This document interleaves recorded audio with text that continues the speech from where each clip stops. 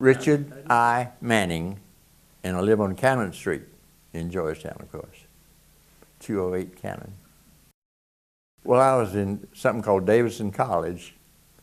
I don't even know if that exists anymore, does it? Davidson?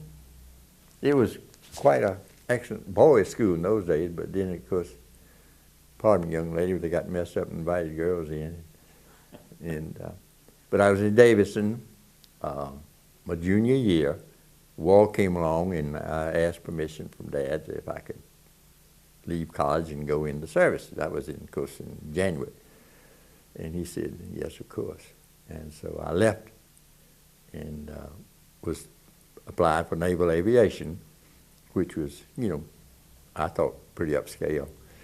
And I was accepted, but then you had to wait. I had to wait till May, 1st of May to receive, you know, flight training. And we started out, and you get into it, and it was rightfully called elimination base. And if you made it through, you know, you got it. And so we were over halfway through when the Marines said they wanted volunteers. And that appealed to me, and so I volunteered for the Marines, and they took, this is the truth now, just the top 80% of the whole damn class. And so I went to the Marines, went to Paris Island, and, you know, was inducted, and then boom. Unfortunately, they made me well, unfortunately for me, well, unfortunately, they made me an instructor. And I found out later they picked me out to be an instructor. Boom, right from the damn beginning. And so I instructed started in Jacksonville, then Pensacola, and then outside of Pensacola towards Mobile, an individual field. A grand time, you know, flying, having fun. And then finally I got into Corsairs. And from there, went to Okinawa. And you want all this stuff? Yeah. And so the war was, we were on 24-hour notice to invade Japan. We were just ready to go, you know. Of course, I didn't have more damn sense to be excited about it. I wasn't but 24. And war, boom, we woke up that morning, the war was over. They dropped 2 bombs, and the war was over. Of course, we didn't know anything about it. Nobody did except the people who did it. And so my skipper, a Marine, but he was an Annapolis graduate. And I think because he was an Annapolis graduate and a Marine, they picked his squadron, of course I was in it, to fly over Japan. Now this, obviously, even though that was, what, 7 years ago? Is in 66 years ago, 40-something, 60. I've never forget it. And so we flew over Nagasaki, and they don't show pictures of it. It's too terrible. There wasn't anything. If you could imagine, and then the next day we flew over Hiroshima, and the same thing, just nothing. And if you could imagine going down to the river, St. James, and then going up to as far as, say, the Kaminsky House in Georgetown, and then as far east as Walmart, and obliterate everything, is nothing. I mean, no houses, no trees, no roads. You couldn't see any indentation. It was just flat. And that's what it was. And that's why you never see it. It's so horrible that you never see anything. It's just too damn terrible. And, you know, it's scary, everybody has to do that. But you never, and of course you never hear any more about bombing that either, because it just was something else. And so that was something. And we flew up to Tokyo the next day, and we couldn't get over it. And then back to Okinawa, and then finally they sent us home. I got home in January of 46. And by that time I was going to stay in, but I landed in San Diego, and there was a wave I used to date, and she was up in L.A., and we had corresponded while I was overseas. And so called her and made a date and went up there. And I honestly, damn goodness, don't know what happened, but when I got back the next day, I wanted to go home. Not very complimentary to her, it really wasn't. But anyhow, I asked to go home, and they sent me home right away. Well, to pass on. Dad came down and picked me up, and boom, I was out of the service. Then I fooled around, for about 6, 8, 9 months, and I'm obviously a salesman type. And so somebody said, Jeepers, you ought to go to get in the stock market business. And they got me a job with Merrill Lynch, which was very hard to do. But these people were pretty powerful. And they sent me to New York and got me a job up there. And happy I met my wife up there. And came on down to South Carolina.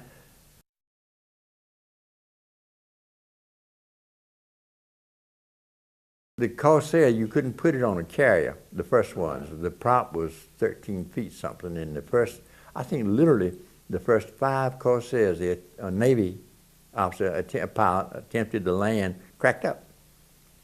So they gave it to the Marines. And of course it was I'm not kidding now, it was the hottest airplane there ever was at that time. It was it. And so we were just delighted, you know. And then later they came up with instead of a 13-foot prop, 3-bladed, they developed a 4-bladed prop, which was considerably less circumference. And then they were able to land, but that was in the last of 45.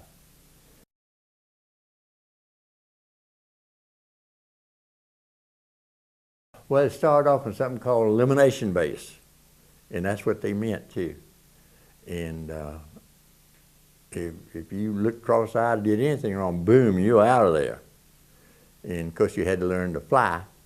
First 30 days was strictly ground school and, you know, learning to say yes, sir, etc. Where were you? Atlanta. And then we got out of there, and I went to, I guess I went to Jacksonville. And this is 60-some years ago. It's sort of hard for this old brain. And got my wings, and they made me an instructor. And I stayed there as an instructor for several years. Atlanta? No, Jacksonville. Then I moved right over to Pensacola, as a matter of fact. And then I guess I'd done enough time. They forgave me for all my sins and put me on that, you know, flying the Corsair, which was what I wanted. And boom, over to Okinawa, and after very few months, the war was over. But I'll never forget flying over those 2 cities, or what was left of them. And believe me, you know, I've never seen a picture of it. Never seen a picture of it. Absolutely devastated.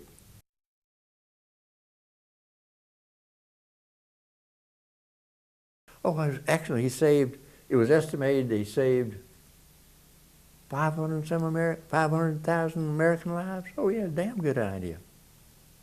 You know, it's tough on the Japs, but they started it. And it's funny, you know, because I was just a kid, but I didn't like the Japs. I hated them. You know, I guess that's what we all learned, but finally, I got so I could speak to him. So nice of me. But it took me a long time, seriously, to get around to thinking kindly of the Japanese. And you notice this time I use the word Japanese instead of Japs. But no, they made a very, very bad mistake, but they know it. And they're suffering today as a result of it. And jeepers, the devastation of those 2 cities are wow.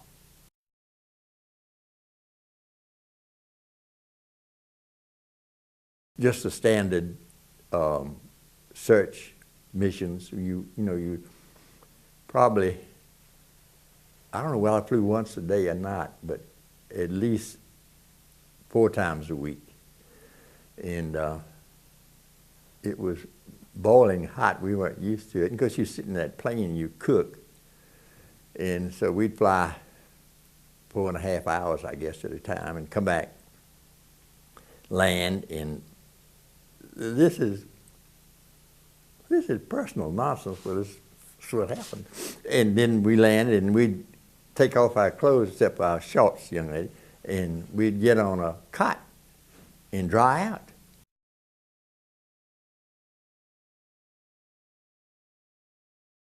A surgery and treatment for skin cancer. And brother, my sweet wife took me down and we drove down there, and I guess she'd probably have to drive back because I'd had surgery. And when we finally got through with it all, and they got down just to the burning part, I don't know if you ever had skin cancers, I hope not, but got down just got through with all the cutting, the serious stuff. I counted up one day, and this is the truth. I counted up one day how many stitches I had. It was over 400. I mean, if you'd been on Okinawa and dumb enough as I was to lie out there in the damn sun and get burned up, boom. So I paid for it.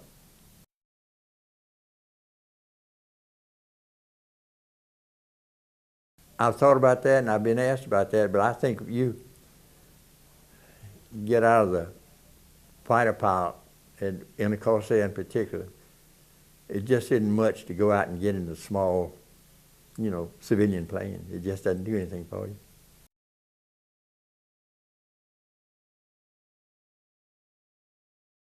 Ocean. Nothing but just nothing but the ocean. We fly over little Jap islands, but nobody would come up. And just fly, you were sent off, and you flew in a designated area, which of course you could do, and just up there for 4.5 hours, and then come back home and take all your clothes off and go out and get sunburned like an idiot.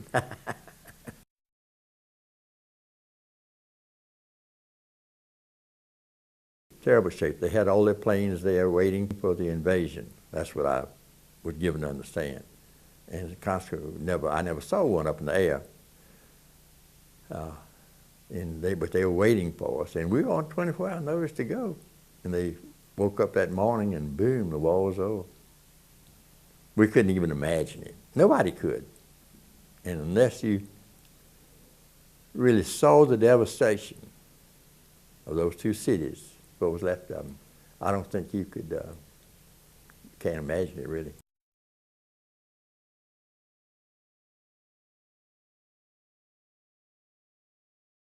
No, we were too damn cocky. Lord, no, we would spit on them. No, it was a good 5-6 weeks later before anybody was allowed to. And I think we were the first ones because my skipper was a Annapolis graduate. I think that's where he was picked out. So off we went, and I remember as we were approaching Japan. Of course, during the war, when you fly, you can't open your mouth up in the air. You don't dare. And so here we are. The war's over, and we're still just a bunch of kids. I was 24, and you would cut up with somebody, say, "Hey, boy, what are you doing so close to me?" Cutting up like this. Get your left wing off. Blah, blah. Cutting up, just something to do. And then somebody was talking. One of them was cutting up as we approached the first one had been Nagasaki. And he was in the middle of a sentence, I remember, and he simply stopped. And not another word was said, and not another word was said, period, until we landed and got to the O Club that night. And the next day we saw Hiroshima. And it was something. And then we landed in Tokyo, Yokohama, and just a few miles south. And in we went the next day and stuck our tongue out at every Jap we saw. Nah, you know what I'm talking about. And we went to the various O Clubs and enjoyed it.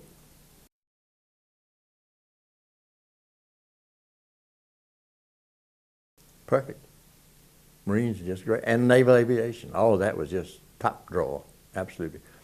some of my buddies, a lot of my buddies stayed in the Navy and became, ensigns, etc. But I picked the Marines and happily was picked, and I started off, of course, as second lieutenant. But there weren't very many Marine fighter pilots, and they lost some, of course. And so the gaps, the openings were much bigger in the Marines than they were in the Navy. And I received my captaincy, and some of my naval buddies was, oh gosh, you have ensign, and then I've forgotten what the next thing is. Lieutenant. And then Senior. yeah, junior grade. Yeah, and then senior. And they were still lieutenant, junior grade, and here I was a captain. Of course, that didn't please me much. Ha ha ha.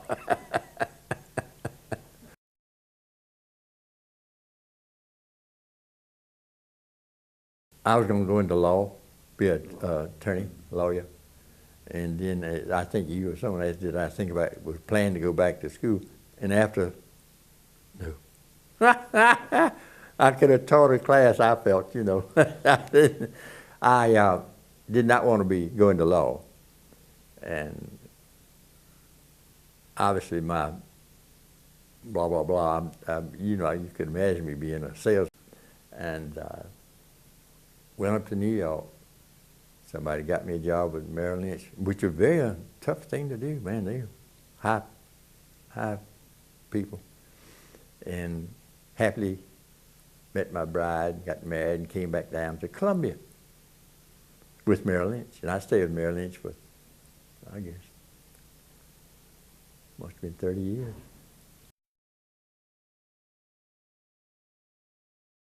She's from, you ever hear of Bronxville, Westchester County? It's absolutely top of the tops up in New York State.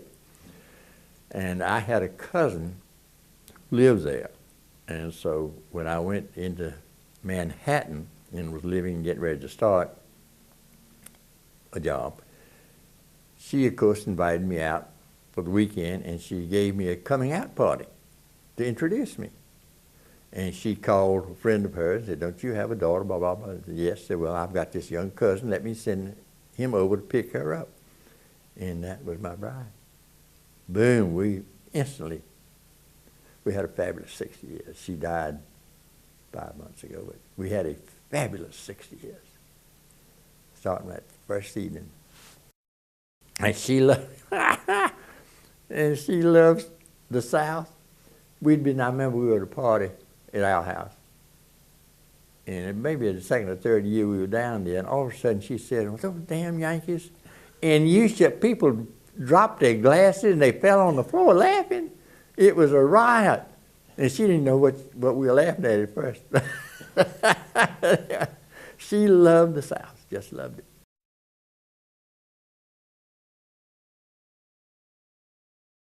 All right, I was a cadet. You went from, I've forgotten the term, for the beginners, and then as you got over a certain stage and they obviously saw you could be made a pilot, you became a cadet, and then the offer came to, if you wanted to join the Marines, apply for it, and I did, and I made it. And I got my commission still in naval aviation, but as a Marine, second lieutenant.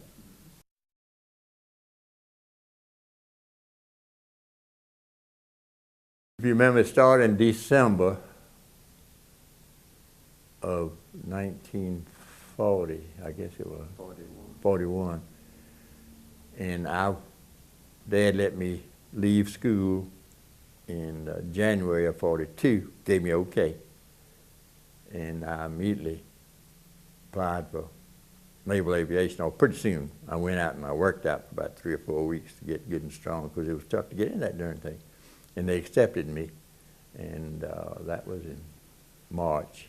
And then in 1st of May, I went on active duty, and that was it.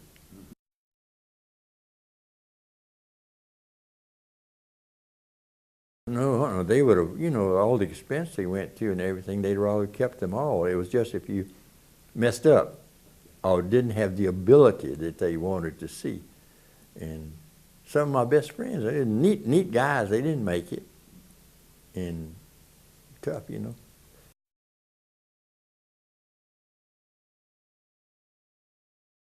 He was a cadet of mine, as a matter of fact, a student of mine. Okay. He was something too. Yeah. He was a damn good pilot. He was a Marine. He was a good shot too. Yeah, well, yeah, but and he went in the Marines too, and he was. I remember him. Of course, he was pretty famous, but boy, he would, despite his fame, you'd never have known he thought a thing that he was a bit different from anybody else, except he worked like the Dickens and achieved like the Dickens. So.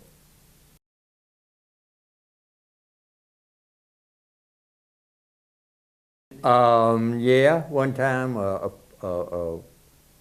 forced landing, the landing gear collapsed when I landed. Boom.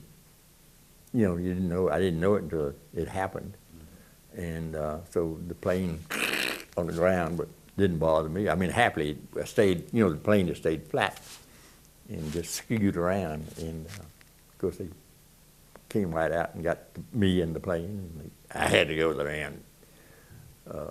Hospital to be checked out, but I was fine.